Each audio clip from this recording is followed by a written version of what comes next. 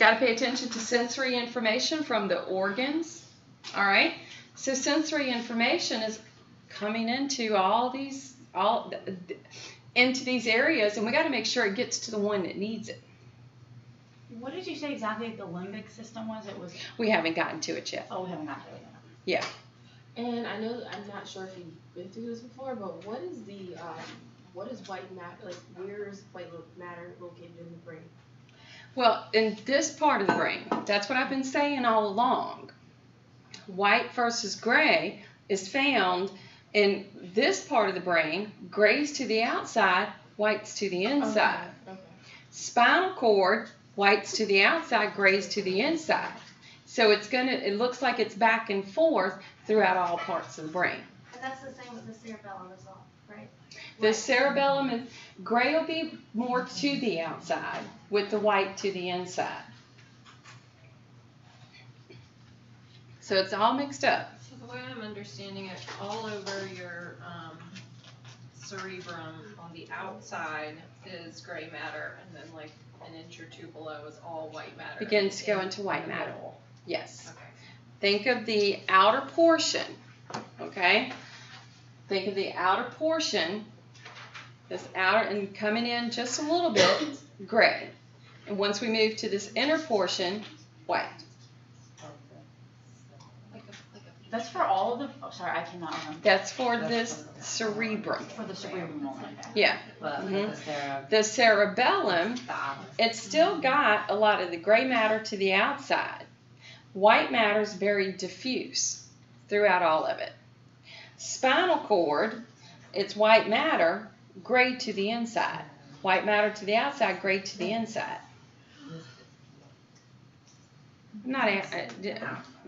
Yeah. Now, our limbic system, okay? Part of my cerebrum, but also part of my diencephalon, that primitive portion. This is for basic survival. That's it, okay? Something for memory, something to reproduce and eat. Couple of emotions are thrown in, all right? The limbic system involves, okay, part of my cerebrum, part of my diencephalon. So, one of those gyri, one of the folds, something called the hippocampus and the amygdala, both of which are in the temporal lobe. You will hear those terms, okay? You will hear hippocampus and amygdala because people can have damage to these areas of the brain. There can be damage to the hippocampus. There can be damage to the amygdala. And that patient will suffer something to their basic survival. Maybe eating or not eating. Maybe, everybody knows what reproduction is, right? Mm-hmm. Okay? Maybe they have something where it's all the time or nothing. Okay? It could be memory. Maybe they don't have any memory of anything. Okay? So they can have damage.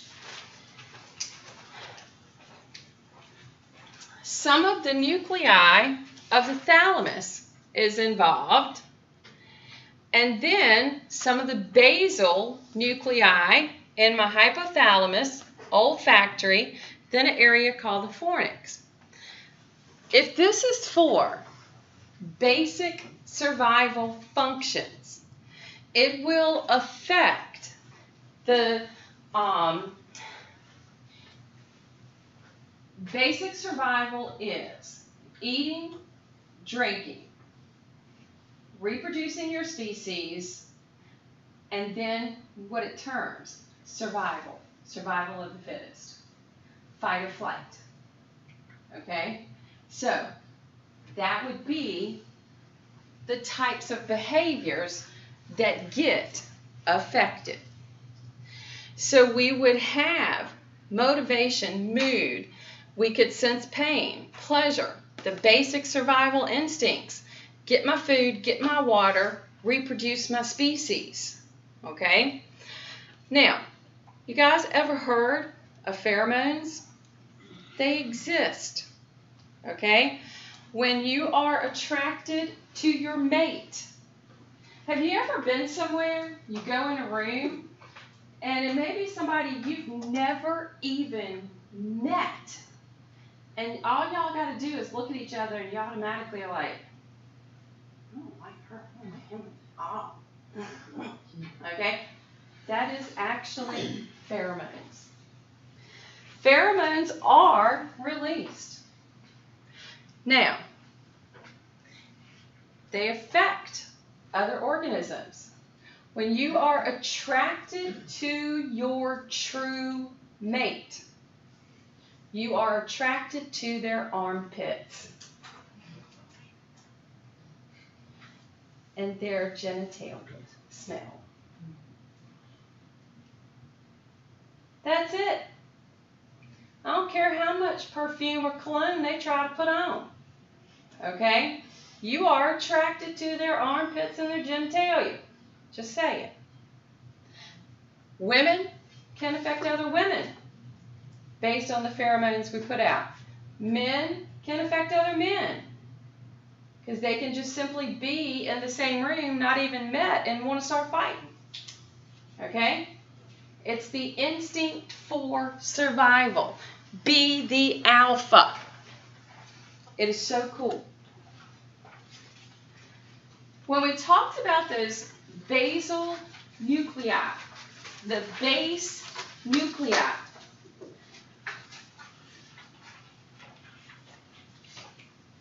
motor function control. Something being movement with the body. And the connections that we will find within the areas of the brain are going to control that.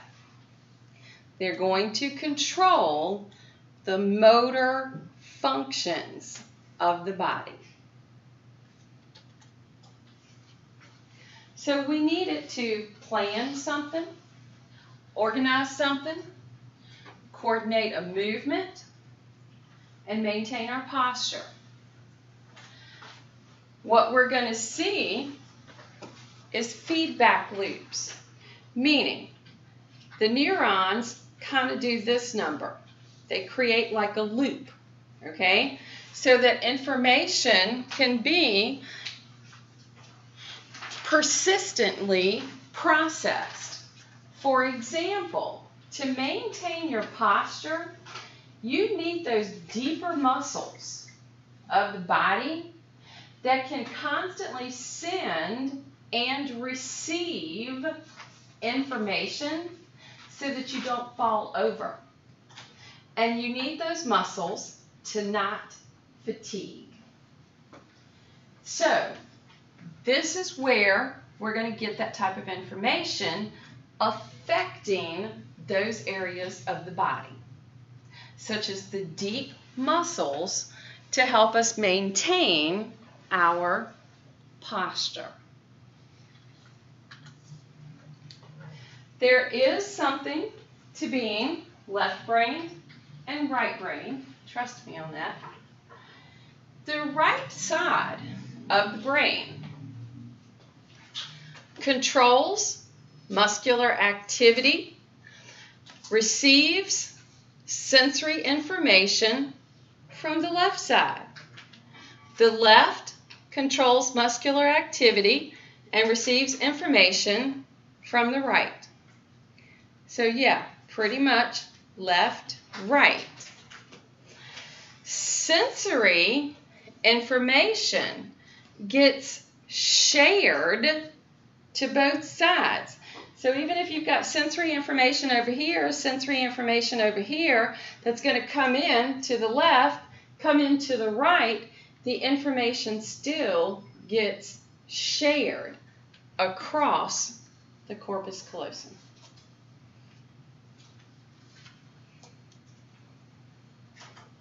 it shares between the left and the right. So you're not going around thinking that there's only the sensation on the right or on the left.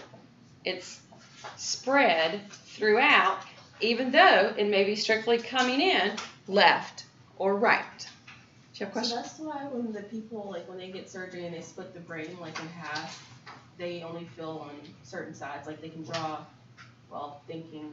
That's one of the major drawbacks. Okay. Yeah. Language, yes. Other functions, like artistic activities, are not shared equally. Some people are more left-brained or right-brained. I am, well, it's weird because I'm definitely left. Look at what I teach. Okay, look at my love. Okay, I just love this area. I think I have a very good vocabulary. I don't know.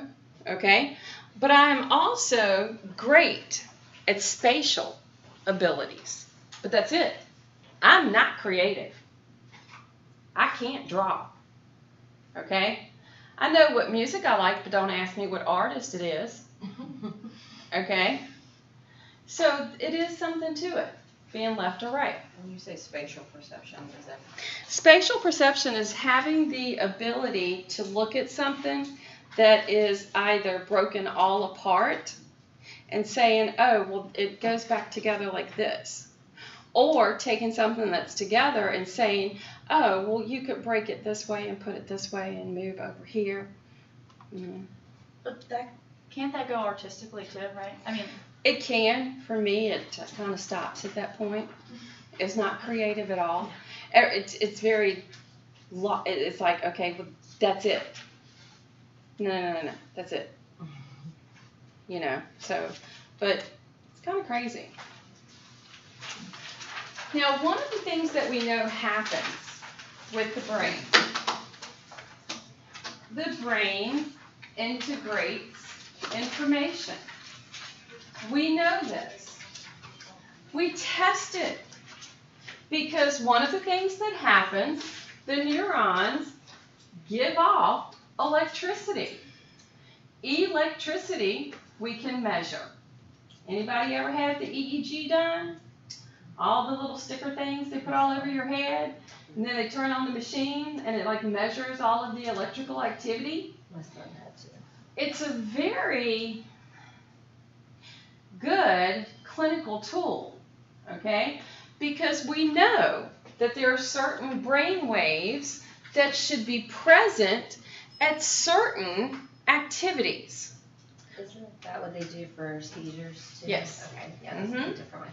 Because we know that the brain activity should be taking place at certain times. There should be a certain brain wave when we're thinking, when we're moving, when we're sleeping, this sort of thing. If those brain waves show up at a time when they shouldn't, that's usually indicative of a brain disorder, maybe a brain injury. The waves are termed alpha, beta, theta, delta. Alpha waves should be present when you're at rest, not sleeping, but at rest with just your eyes closed. Beta, when we are really thinking hard, okay? Those brain waves should be going crazy. Now, theta, these should only be in children.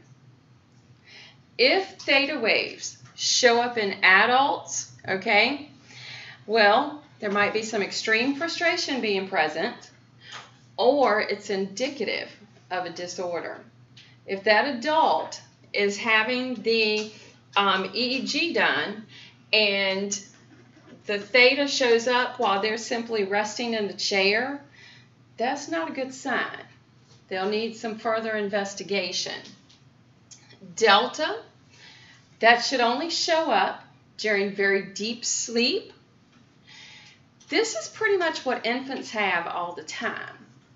okay, until they get to a certain age, because they really need to be recovering from the birth experience, okay, because that's hard on the babies. All right, they need that time to recover. And then, if it shows up at a time other than deep sleep, that's usually indicative of some kind of brain disorder.